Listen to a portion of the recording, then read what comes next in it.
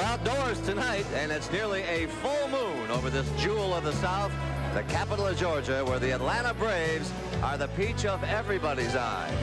Atlanta is a city on the move. 19 of the Fortune 500 companies are headquartered right there. But tonight, whether you are a captain of industry or the captain of your little league team, you don't have Georgia on your mind. It's baseball you're thinking about. And this is where you want to be tonight.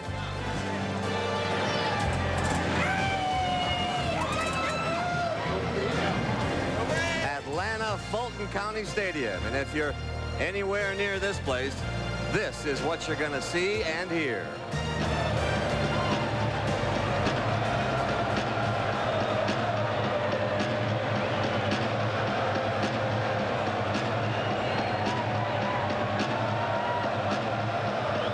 So excuse them if they seem a little carried away here, but think about what the good folks down here have been through.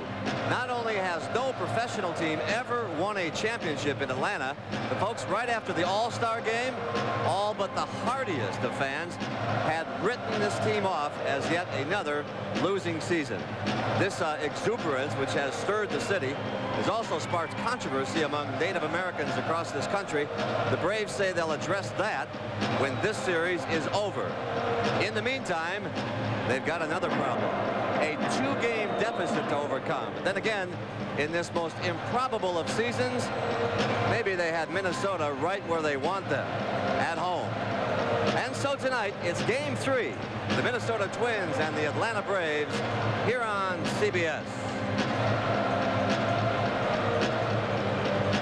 And hi again, everybody. I'm Pat O'Brien. Tommy Lasorda will be back with us tomorrow night. Welcome to Game 3 of the 88th World Series. The Minnesota Twins are halfway to the 4 victories they need, but bear in mind some of those historical precedents that make baseball such a wonderful sport to follow. Minnesota has never won a World Series game on the road. The 65 Twins were swept in Los Angeles, and the 87 Twins were swept in St. Louis. The Braves are by no means out of this one. In fact, since the Brooklyn Dodgers came back to beat the Yankees in 1955, 9 of the last 19 teams that have lost the first 2 games have bounced back to win it. And so how big is this game? Here's what some of the players told me down on the field earlier tonight. I think it's big for the Braves. You know, I think it's a big game for both teams, really, Pat. I shouldn't say that. You know, we're up 2-0, and we're going to be in their park, and they're going to be Tommy Hawking, and they're going to be ready to play. So we definitely have to be on our P's and Q's and come out and try to get Erickson some runs early, and hopefully he'll hold on from there. We need to somehow deter that momentum that they have. Also, we need to build our confidence back up. You know, losing 2 games is tough, but I feel like if we get the win tonight, we'll be sitting pretty good, because then we have 2 more games here at home, and I think that'll give us a little boost. Well, we've got 2 of the brightest young pitching stars in baseball on the mound tonight, Scott Erickson of the Twins and Steve Avery of the Braves. Now, Avery arrived at the stadium earlier tonight. He got out of his van there and walked up to the door. Nerves or what? He went to the wrong door, folks. At any rate, he has matured at the perfect moment as far as the Braves are concerned. There it is. There's the door. Avery won his last 5 decisions of the regular season and then threw nothing but blanks at the Pirates in the NLCS. His opponent, Scott Erickson, is one of the 2 20-game winners in the American League this year. And because there is no designated hitter in National League parks, Erickson, of course, will bat for the first time since he was in high school out in Cupertino, California. And a while ago, he almost hit one out of this ballpark and told me he'd like to, in fact, do that. Well, football fans tear down the goalposts, and zealous Braves fans tore the bat off a Henry Aaron statue. Look at that. They patched it up temporarily today and had some welders out there, and it looks to me that they did a pretty good job of it. As we look at a picture of the bat there, did a nice job, I think, on that bat. As Jim Cott joins us, and we welcome him up to the digress, though. The story tonight is indeed Steve Avery, and that's why we spent the past 48 hours with him. Sunday night, Minneapolis, the Twins have won games 1 and 2, and now Game 3 rests on the left arm of a youngster from Taylor, Michigan, who's already been compared to Hall of Famers such as Sandy Koufax, Jim Palmer, and future Cooperstown and Shrinee Steve Carlton. Those guys won 300 games, and most of them are in the Hall of Fame. And you know, it's nice to hear all that, but I've done it for 1 year. Those guys did it for a whole career, and you know, I still have a lot to prove to myself and everyone else, I believe. A couple years ago when you were 19, what did you think you'd be doing when you were 21? Well, I was in high school. I thought I'd be in college right now, but you know, I probably thought I'd still be in the minor leagues, just trying to get up here, and things have moved quicker than I believe I thought. Like every other kid in America, Steve Avery had baseball high on his list of priorities, and that's where it remains. Day before the game, there he was in a World Series clubhouse. You nervous? Huh? Nervous about tomorrow? No. I don't know. I haven't really thought about it yet. Haven't thought about it yet? No. When do you start thinking about it? Probably a couple hours before the game. As if he doesn't have enough on his mind putting the Braves back into the World Series, Avery still has to buy tickets for family and friends. Mr. Avery, How you doing? how you doing? Good. Doing This okay? is, Got any advice for him? friend of mine. Huh? Got any advice for him? Yeah, throw a little harder. Say hi to him. You guys want to meet Steve Avery? How y'all doing? Hey, Hope, pleased to meet you. You're doing a great job. Thank you. I appreciate it. Steve, Carl Robb. Would you autograph my Sure are proud of you. Hey, good work. Oh, we're so proud of you.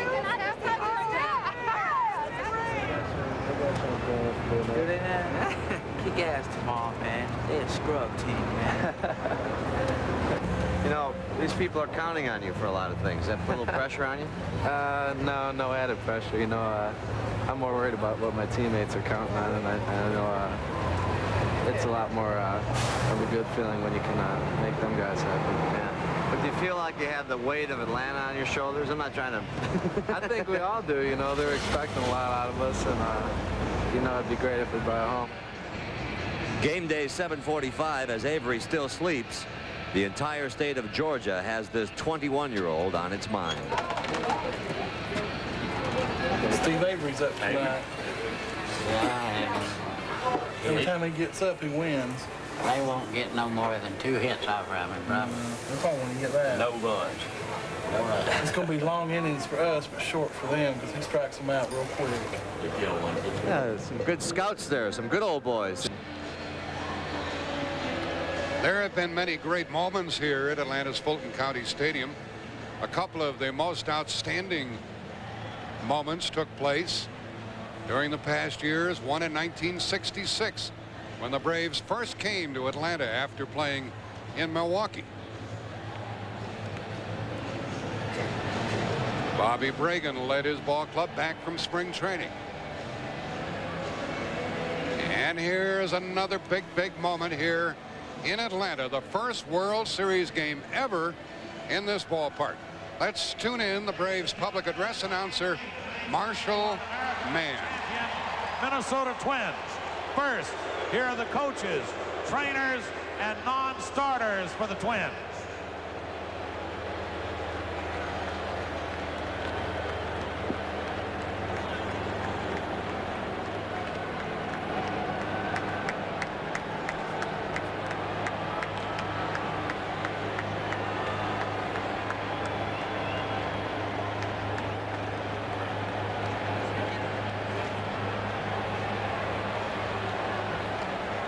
And now the manager of the Minnesota Twins, Tom Kelly.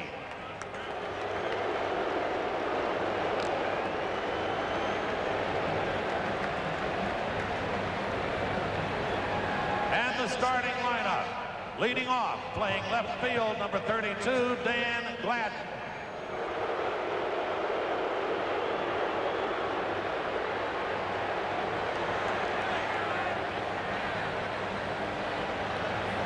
Batting second, playing second base, number 11, Chuck Knobloch.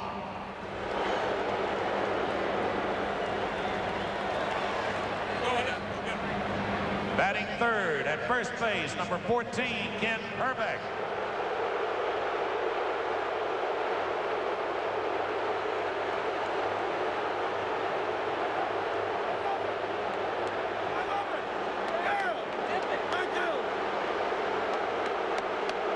Batting fourth, playing center field, number 34, Kirby Puckett.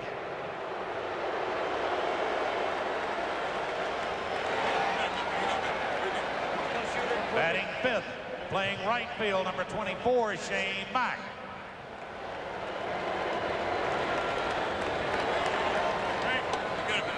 Go, big boy. Go, big boy.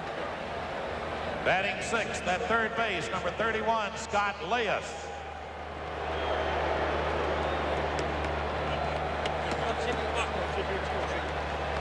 The shortstop, batting seventh, number 7, Greg Gagne.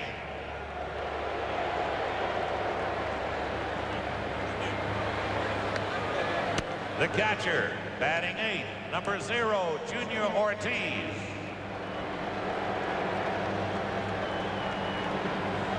And the pitcher, batting ninth, warming up in the bullpen, number 19, Scott Erickson.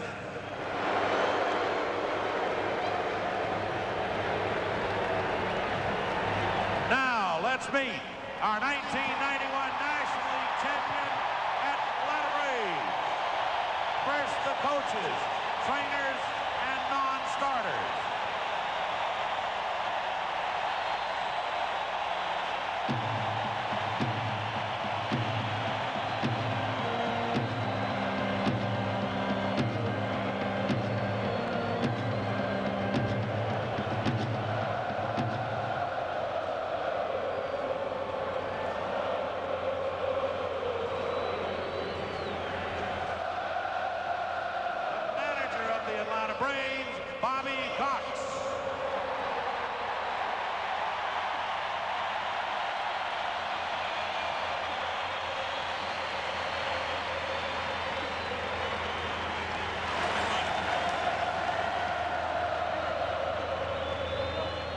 The starting lineup for the Braves.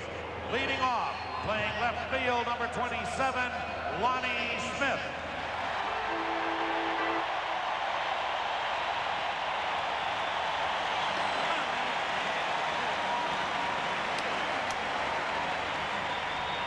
Batting second, at third base, number 9, Terry Pendleton.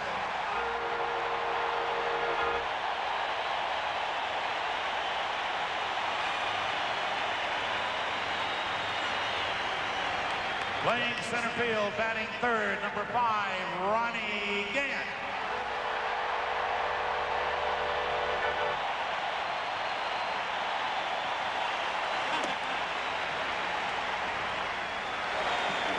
Batting fourth, playing right field, number 23, David Justice.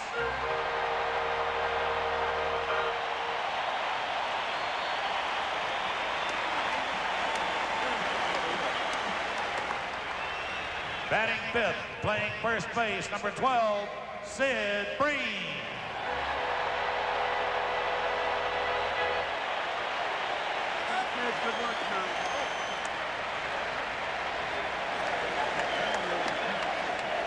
The catcher, batting sixth, number 10, Greg Olson.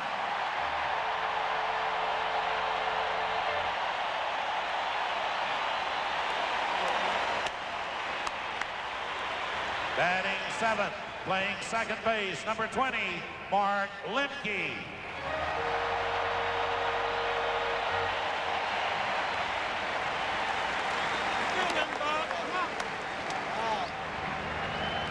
The shortstop, batting eighth, number 2, Rafael Belliard.